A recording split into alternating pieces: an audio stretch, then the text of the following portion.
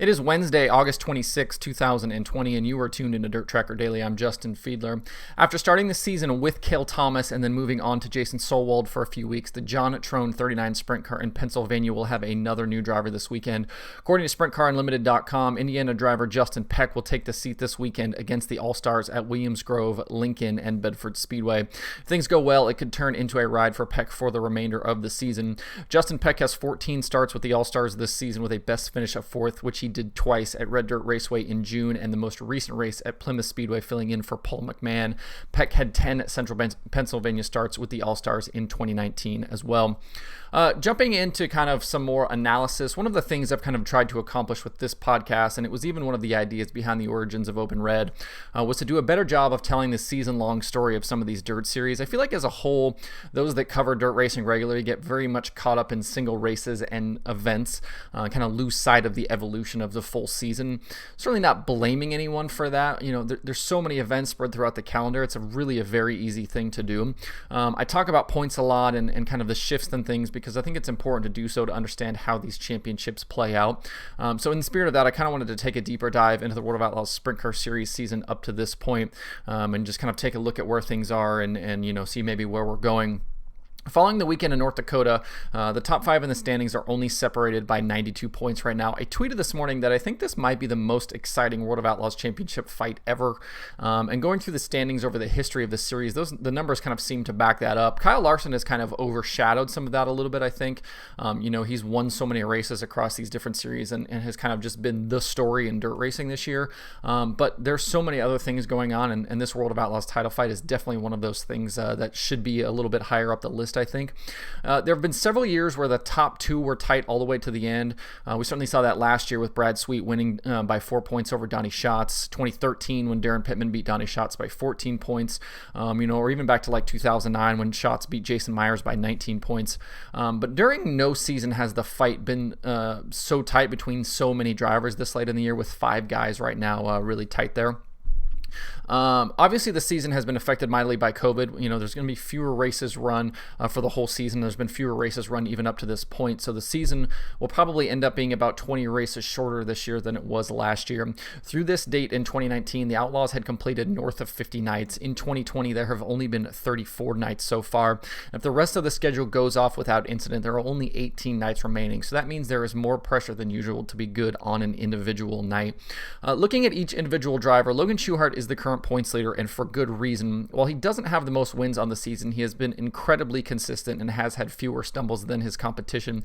He's tied with Brad Sweet for the most top 5s at 23 and has the most top 10s with 30 out of 34 features. He only has 3 finishes outside the top 15 and is currently on a 15 race top 10 streak. He was certainly good in stretches during 2019, but his consistency has really ramped up this season. Except for that Kyle Larson guy, he has the best average finish at 5.7, which is over a position and a half gain over 2019. With Sweet right on his heels, though, he will definitely have to maintain this pace over the final stretch to have a shot at the championship. Through all of 2019, Brad Sweet only had 2 finishes outside the top 15, but through 2020 up to this point, he already has 4, including a stretch of 3 in a row back to Wilmot, Terre Haute, and Attica.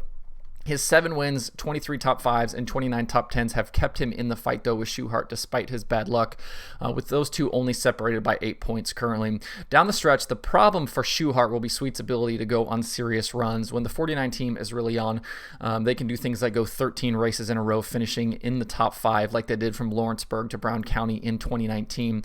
That stretch also included 6 wins. Since finishing 24th on the opening night at Knoxville, Sweet has finished 3rd, 6th, 5th, and 2nd, so he could certainly be on one of those streaks right now. He hasn't won since sweeping Cedar Lake in July, a stretch of 15 races, so you know he's going to be itching this weekend and for the rest of the season to get more wins. This season might be the most vulnerable we've seen Donnie Schatz in many years. The driver and team that is usually nearly bulletproof have been anything but that in 2020. Back through 2018, Schatz hadn't finished outside the top 10 on back-to-back nights at all. But in 2020, we've seen Schatz get shut out of the top 10 multiple nights in a row, an incredible 3 times, with one stretch being 4 straight races. At Knoxville 2 weeks ago, on a track he's dominated for most of the last 15 years, Schatz struggled, needing a provisional one night and a B-main transfer another. Even with the difficulties, though, Schatz still finds himself 3rd, only 58 points back. It's concerning, though, that he only has 3 wins on the year, and his average finish is 2 spots worse than it was last season. He is still Donnie Schatz, though, and Donnie Schatz can still do Donnie Schatz things, so you certainly can't count him out over the remaining stretch here. And then 4th and 5th, Carson Macedo and Sheldon Haudenschild haven't been nightly contenders for wins each week and haven't set the world on fire this year, but what they have done is grind out good finishes all year long. Macedo has the same amount of top 10s as Brad Sweet, and Sheldon has only 1 less. On a nightly basis, they've fought and scrapped their way to average finishes of 7.4 for Sheldon and 7.7 for Macedo. Macedo leads the series in feature plus minus, gaining 98 positions from the start features to the finish, while Haudenschild is 3rd with plus 89. On top of that, Sheldon has 2 wins, Macedo has 1. As things stand, both drivers would need to become consistent top 5 runners over the remaining 18 races to take the fight to the guys at the top, but both are absolutely capable of that. Sheldon won 18 top 10s in a row earlier this season, and when he's on, Macedo can race with anyone in the country. Both will be dangerous down the stretch with their abilities to fight for good finishes every single night. And in what may be the craziest thing about 2020 with the Outlaws, we could have 2 different champions.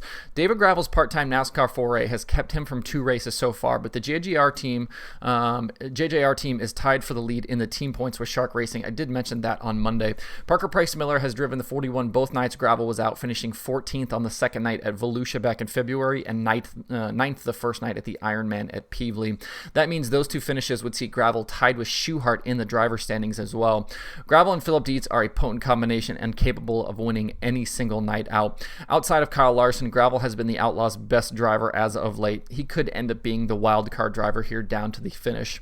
I'm definitely going to continue to talk about this as the final 18 races play out. It's certainly going to be fun to watch. At some point in the coming days, too, I'll probably do a championship prediction based on results from the analytics prediction formula as well, so stay tuned for that. But this has been really fun to watch.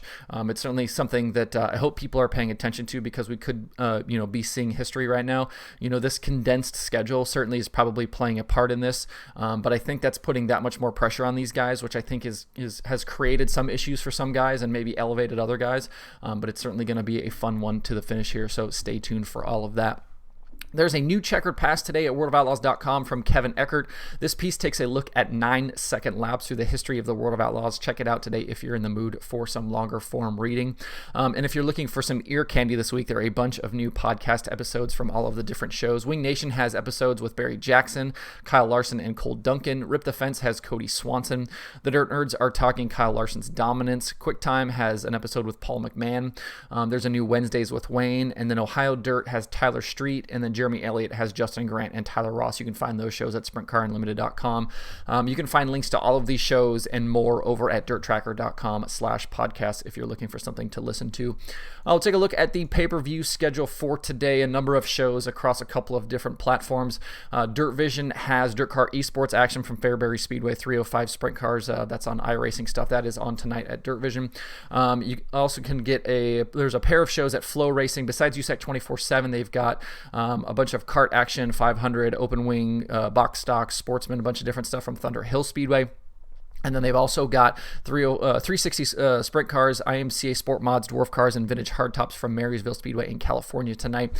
And then Speed Sport has a pair of shows. They've got IMCA action from 300 Raceway and IMCA action from Buena Vista Raceway. So if you'd like to see that full schedule with links to watch, you can find that at dirttracker.com/watch tonight.